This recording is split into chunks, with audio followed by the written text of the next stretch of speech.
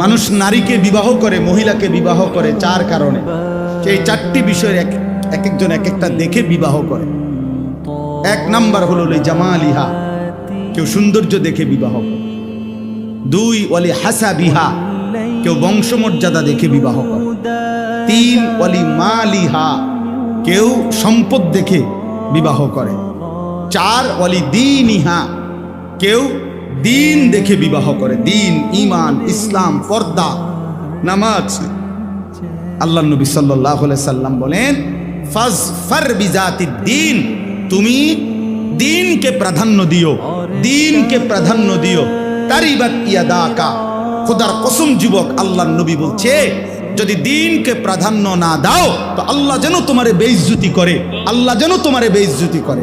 খুদ রাসূল বলছে, রাসূল রাহমাতুল লিল আলামিন নবী বলছে যে আল্লাহ যেন তোরে অপমান করে। কেন? দিনকে প্রাধান্য দিলেন এবং শেষ পর্যন্ত বেইজ্জতি হয়ই হয়। আপনারা না জানলো আমরা তো জানি। হাজারো মানুষের ব্যক্তি জীবনের চোখের পানি, একাকিত্ব জীবনের চোখের পানি তো আমরা দেখি, আমরা তো জানি।